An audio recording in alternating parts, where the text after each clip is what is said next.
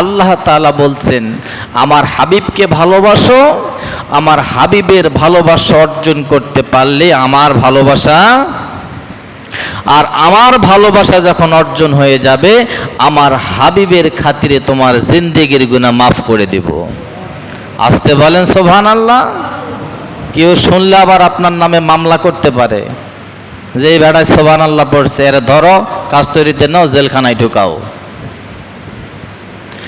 আমার বন্ধুগণ, আমার ভাইরা, আল্লাহ পাক রব্বুল আলামিন আপনার জীবনের গুনাহ মাফ করে দিল।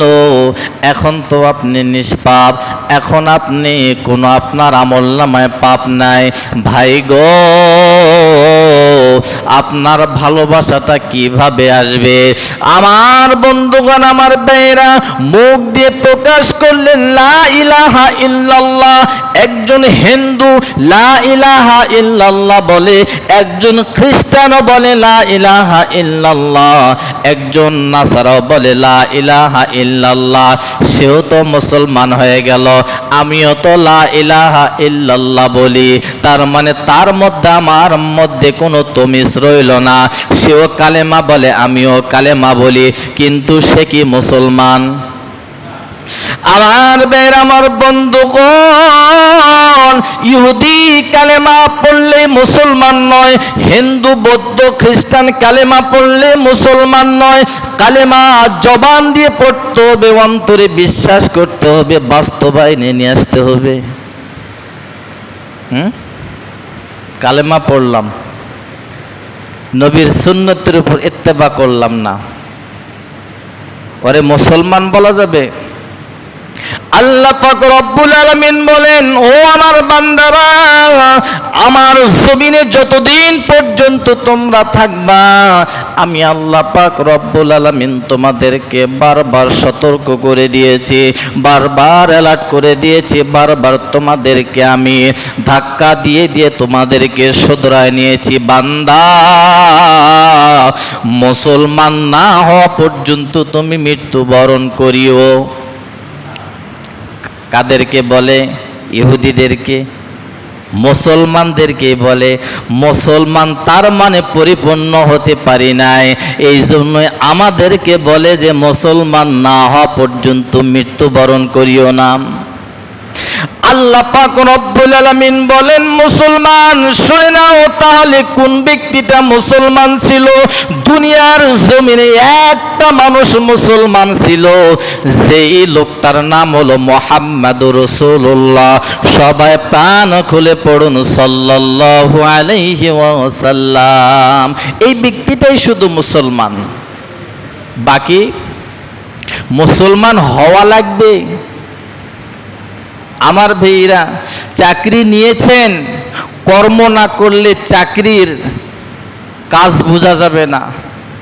কামিলা নিয়েছেন, ওকে শর্ত দিয়েছেন যে ভাই আপনাকে নিলাম, আমার জমিনের ঘাস মেলাইতে হবে।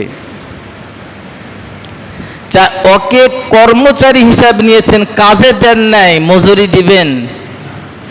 কোনোভাবেই দিবেন না, কোনোভাবেই সে অ্যাকসেপ্ট করবে না। ভাই গো,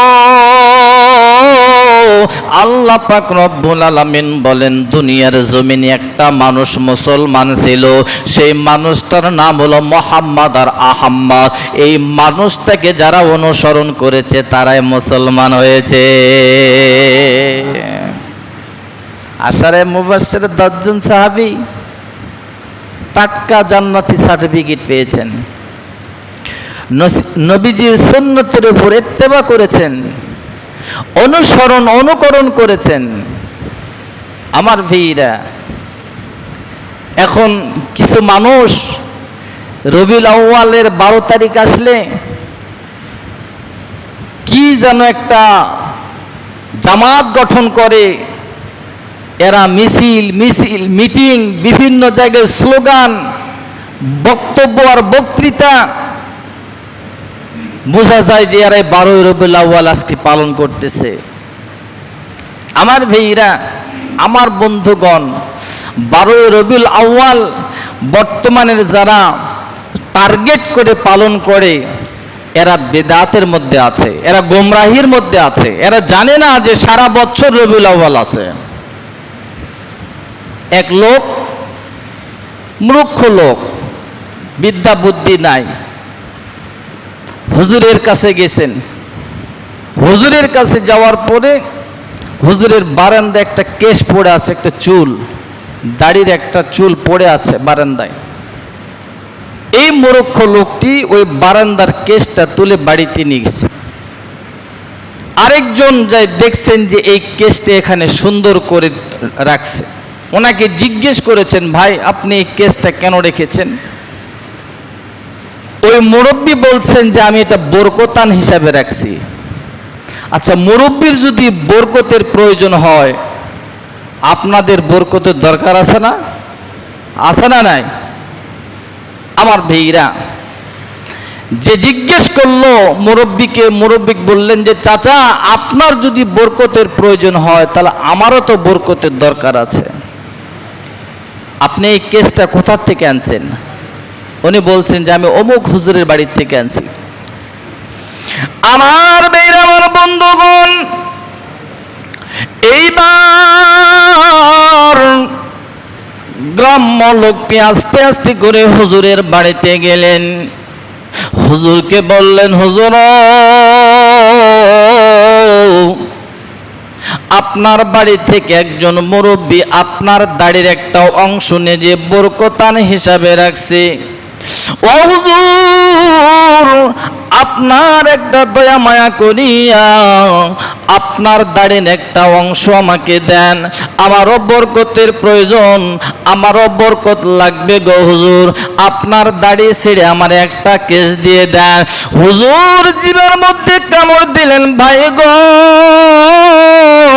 এইটা কখনো হইতে পারে না, এটা বানোয়াট কথা, এটা অবান্তর কথা, না না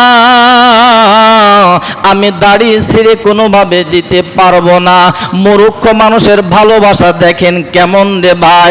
এই মুরব্বী, এই গ্রাম্য লোকটি নাসর বান্দা ভাই গো, হুজুরের কাছ থেকে দাড়ি না নেওয়া পর্যন্ত সে আর আসবে না।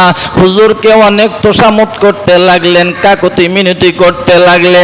হুজুরকে বললেন, হুজুর আপনার এই কথা চলবে না, আমাকে আপনার একটা দাড়ি দিতেই হবে। হুজুর কোনোভাবেই দেওয়ার জন্য স্বীকার হলেন। আচ্ছা, দাড়ি ছেড়ে দেওয়া যাবে? যারা প্রকৃত মানুষ দাড়ি ছেড়ে দিবে? সঙ্গে সঙ্গে বললেন, ভাই গো আমি আপনার কাছে মাপ চাই, অনুরোধ করি, না না না, একটা দাড়ির মধ্যে 70টা করে ফেরেশতা থাকে। আসতে বলেন সুবহানাল্লাহ। কয়টা? কয়টা? এই গ্রাম্য মানুষটির অ্যাকশন আরো বেড়ে গেল। একটা দাড়ির মধ্যে যদি 70টা ফেরেশতা থাকে, তো এই দাড়ি তো আমার জন্য আরো বরকতান হবে। গ্রাম্য লোকটি তার উপরে আরো আসক্ত হয়ে গেল, বলল, হুজুর আপনাকে যে করে হোক আমাকে একটা দাড়ি দিতে হবে। হুজুর কোনোভাবে দেওয়ার জন্য স্বীকার হলেন না। ভাইজান, এবার ওই গ্রাম্য মানুষটি হুজুরকে চাপ দিয়ে দিল, জোরপূর্বক ভাবে ওনার কাছ থেকে একটা দাড়ি নেবে। কিন্তু ভাই গো, যে করে হোক একটা দাড়ি ওনার কাছ থেকে জোরপূর্বক হলো ছেড়ে নিয়ে এই গ্রাম্য মানুষটি চলে আসলেন তার বাড়িতে। ভাইজান, দুই গ্রাম্য ব্যক্তি ভালোবাসা, মূর্খ লোকের ভালোবাসা দেখে। আমার ভাইরা, আমার জীবদ্দশায় আমি দেখেছি, আমার এই বয়স, আমার এই হায়াতের জিন্দেগির ভিতরে ভাই গো, একজনের বাড়িতে বেড়াইতে গেলাম, ওই বাড়ির আঙিনার মধ্যে আমার ভাইরা, আঙিনার দেওয়ালের মধ্যে একটা সুন্দর একটা ছবি লটকানো আছে। দাড়ি নাই, সাদা দবদবা পোশাক পরিহিত অবস্থায় লোকটা আমারে খাবার দিয়ে লোকটা বিজনেসে চলে যাবে। ওই মুহূর্তের ভিতরে লোকটা আমাকে বাই বাই বলে যখন বিদায় হয়ে গেল, আমাকে সালাম বিনিময় করে চলে যাবে, আমার কাছ থেকে অনুমতি নিলে আমি তাকে অনুমতি দিলাম, ভাইজান আপনার তাড়া আছে, আপনি চলে যান। আমার কাছ থেকে যখন অনুমতি নিয়ে রওনা হয়ে গেলে সঙ্গে সঙ্গে ভাই গো লোকটা ওই ফটোর মধ্যে আস্তক করে একটা চুম্বন দিল। চুম্বন দেওয়ার পরে আমি আবার ইশারা করলাম, বাবাজি আপনি আর যাইয়েন না, আপনার সাথে আমার মত বিনিময় আছে, কথোপকথন আছে, আপনি আসেন। আপনি এই ফটোতে কেন চুম্বন খাইলে? উনি আমাকে বললেন, হুজুর ওই ফটোতে চুম্বন করা মানে আমার ব্যবসার মধ্যে উন্নতি হওয়া। এখন সুবহানাল্লাহ বলবেন না নাউজুবিল্লাহ বলবেন? কি বলবেন? সুবহানাল্লাহ কি বলবেন? জোরে বলেন, আরো জোরে বলেন। ফটোর মধ্যে চুম্বন খাইলে ব্যবসার মধ্যে বরকত হবে? হ্যাঁ, ওরে জিজ্ঞেস করলাম এটা কার ফটো? উনি বললেন খাজা বাবার ফটো। কার ফটো?